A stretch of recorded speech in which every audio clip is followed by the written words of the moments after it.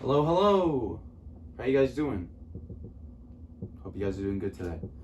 So, just looks like I'm good to feet, but my name is Ibraheem Aburmishan, and I'm currently a student attending Northern Illinois University, and today I'm going to talk about a topic near and dear to my heart. Palestine, the land of milk and honey, but I call it home.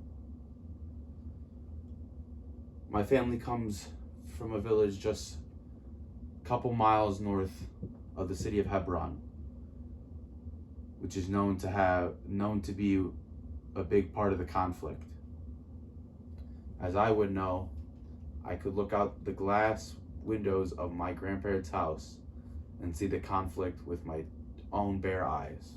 Well, not bare because I'm wearing glasses, but that's something else. But me being a U.S. born citizen and being raised in the United States, but having family that lives over there, makes it hard for me to think that, my family over there at any moment could be in danger or killed in the blink of an eye, and I wouldn't know, or it'd take me a while to know because I live halfway across the world, and it definitely makes you uneasy, but it also makes me feel blessed that I know I can live in a safe environment where nothing will really happen to me other than right now, I'm gonna get a bad grade. But I'm not complacent. I'm not complacent to the fact that I live in a safe environment, that my family and my people are not safe, that I could care for them. I will care for them. And I will fight for whatever I can do to make sure that they get the same rights and enjoy the same life that I can. Being Palestinian, I always saw brutality and violence at a young age. Even though I was a U.S. born citizen, I would hear from my family. I'd see it on the TV. I'd see it going there. I spent summers there, but I'd see it. I'll tell some examples. I'll tell some stories later. But for them, and those memories, they still sit in my mind. They're permanently engraved into it. But these thoughts and the idea of how Palestine is, it's everyday life for me.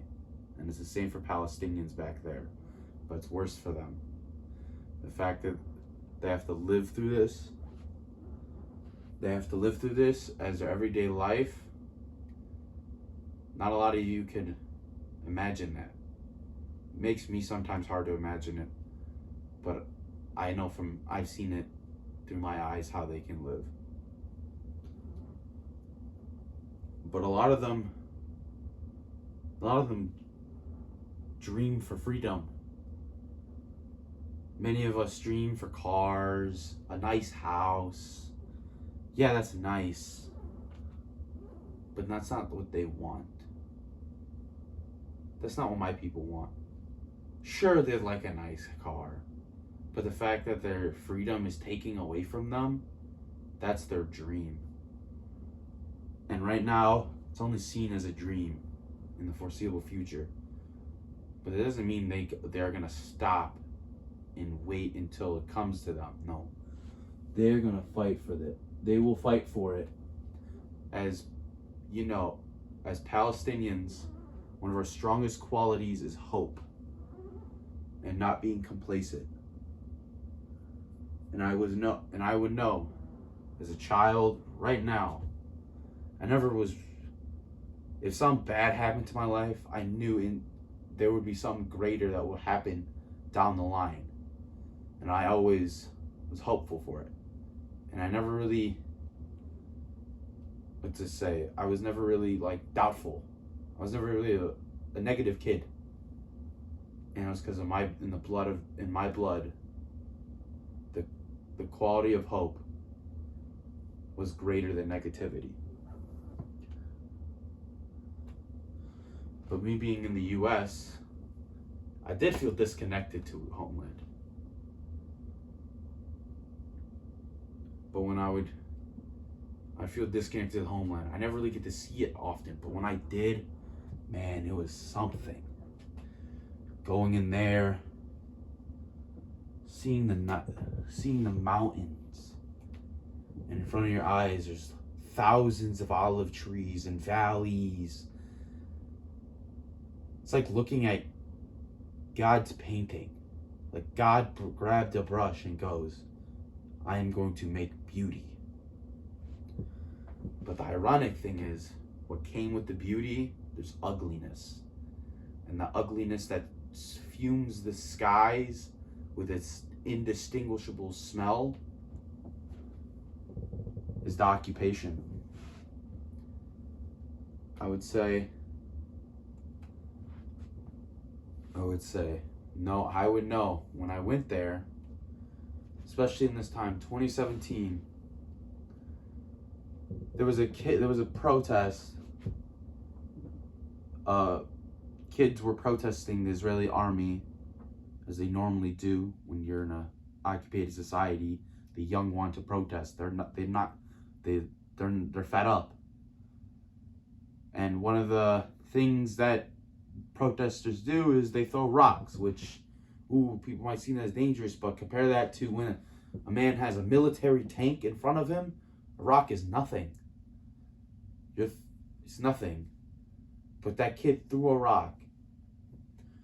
And all I can remember is this kid running down near our houses, because our house are a cluster of homes where my family's from, and he was running down the valley, the valley of our house, and there was a bunch of Israeli soldiers chasing him and screaming, like trying to arrest this kid. And as I was a little bit down the valley, and I could see a man chasing him and screaming, trying to arrest this kid. And all I could remember was my father came in and started speaking English to them, because obviously they'll take nicely to English because it's not as harsh of a language, and plus English is like, when someone's speaking English, it's going to be easier for them. So he started speaking to the Israeli soldier. That's my son. That's my son. What are you doing? Don't arrest him. And I remember them trying to arrest my father. They're like, come with us. My father was like, no, I know what you're trying to do. They tried to arrest my father. And I also remember them when my mom, she was looking over at the balcony, and a Israeli soldier pointed a gun at her and said, get back inside. Basically threatening her, if you don't get inside, I'm going to kill you. The fact is, my mother was at gunpoint. You don't think that hurts me? But another time, just recently, I was there in the summer of 2022. It's been a couple years since I've came. Man, I miss it. Let's go see the homeland for a bit. Second day I was there. I wake up, there's smoke in the skies. After I wake up thinking, oh, I'm going to see the beautiful scenery. There's smoke in the skies. I can hear sirens. What's happening? My mother tells me, a man was just killed today by the Israeli army. You go, what? You never think you would be so close to that. It was like a block down the street that happened. My cousins were also near that area, and knowing that my cousins could have been that guy instead of him, man, it hurts. But the fact is, someone from my town got killed for no reason, and then the Israeli army also tried to say it was because he was a terrorist. Man, that's That's some BS.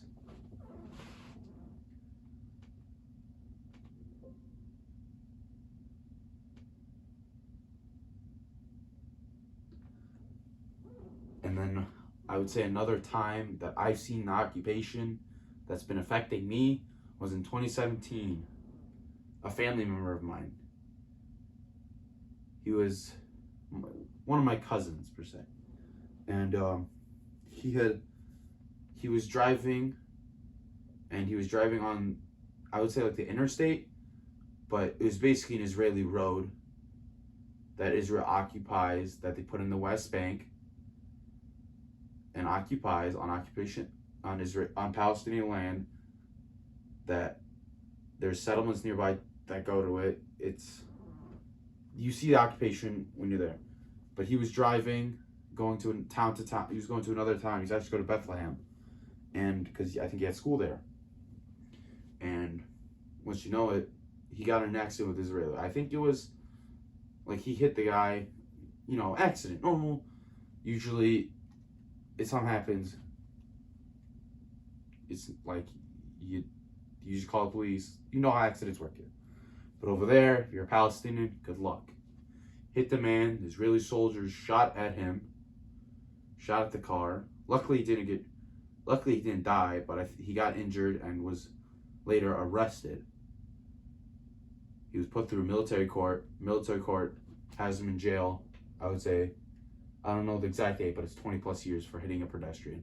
And they say it's an act of terrorism. How's an accident an act of terrorism? Tell me. After these events happened, I started to realize that I need to be more connected to Palestine. I can't just leave Palestine in the dust because I live in America. And I tried this as I started to embrace myself more in the culture with its music, more of the foods, obviously. Big food guy. And its literature and art. Just anything so I can get my mind into it. To know that it has such great culture. Something different I needed.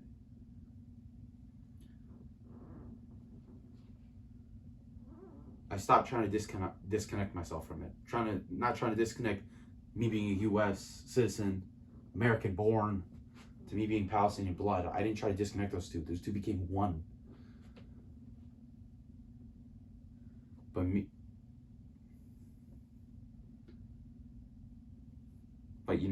as me being an American born citizen, it wasn't like that always. I never really told anyone where I was from. If they asked, I'd be like, oh, I'm from the Middle East. Just to keep it simple. I never really told anybody. I was just trying to be a normal little boy in suburban America. And you know how kids at school can be, they can be tough at you if you're different. And so I didn't want to be different. I just want to be the same.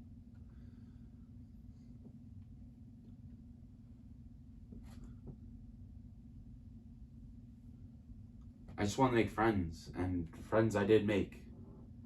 But after I grew up, I was like, what's the point of friends if they don't know who I am truly? So I started to embrace myself, embrace my culture. I go up to friend, I'd be like, when they ask me, he's like, yo, where you from, man? I'm like, Palestinian. You want to know more about it? Come here. I'll tell you all about it. But as much as, even if it was a friend, just a random stranger that like saw something, like he's like, yo, where you from? Like just asking me where I'm from and asking questions. I wasn't just like gonna tell them the beauties, obviously, like the greatness of Palestine. I mean, yeah, I will. That's the best part. You want to know the best part of a culture first. Like usually when you're talking about someone's culture, you're talking about something great. But for me, and what my goal was to spread the word of Palestine, to get it free, I had to tell them ugly. I had to tell them that what's happening in Palestine, it needs to be fixed. They need to be freed. How can people not be free living in a land that they've known forever by somebody that claims ownership to a land that they've not been there for, what, not even 100 years? When, for example, my family, I probably can go back 5, 6 generations and they've been there. And there's some white dude from Brooklyn coming in, taking my land. That's not fair. So I had to tell them that.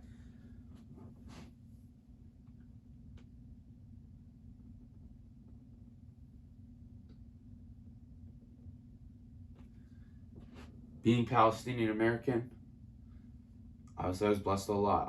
I was blessed with a lot. I was born in such a great area where I'm safe. A lot of diversity. Just, there was everything around me for me to succeed. And yet, I couldn't disconnect myself from Palestine. I had to spread its word, especially being in this diverse area, this diverse part of the world. It makes it easier for me to tell the word.